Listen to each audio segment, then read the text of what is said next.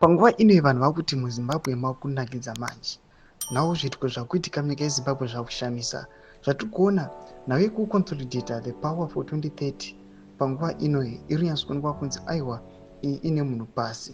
Takuona kuti panguva ino pamwe chete aiwa nana Lovemore Matuki vanozivikanwa kuti aiwa ndo vakomana veMinistry of Security vaiva vachipa mastern warning kuti vakomana musamboita zvenyu zvekutamba ne2030 agenda. Don't subscribe or like on the bell icon. Panguva ino yatiri kuziva kuti vakomana naGeza ndo vakakonzeresa pakutanga kwegore rinori vakaexposa zviri kuitika muthe ruling party ZANU-PF vakakola out for the resignation yemutungamiri wenyika. Panapa tinoona kuti pane pachibva pachinzi the Minister of National Security who is in charge of Central Intelligence Organization CIO Lovemore Matuki has issued a stern warning to all mischievous troublemakers who insult President Emmerson Mnangagwa.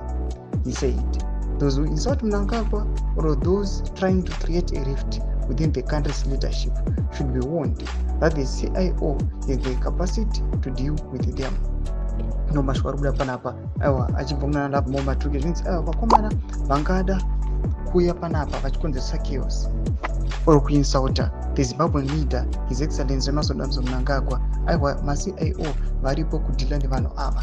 Inhauye tiri kuonekwa kuti panguva ino kuuya kuinsauta mutungamiri wenyika vakutora pamusoro pavakomana vari kuuya vachioposa the 2030 bid yemutungamiri wenyika. Zvamunoziva kuti aiwa chokwadi chatongova pachena kuti these guys vamuri kuona vari kukambenera mutungamiri wenyika for 2030 zvatongova pachena kuti aiwa people they've garnered and agreed kuti aiwa 2030 mutungamiri wenyika Emmerson Mnangagwa vanofanira kunge vari pakutonga zviri kutogona najenerari nemaloyalist ake aiwa zvomboiswa pasaidi.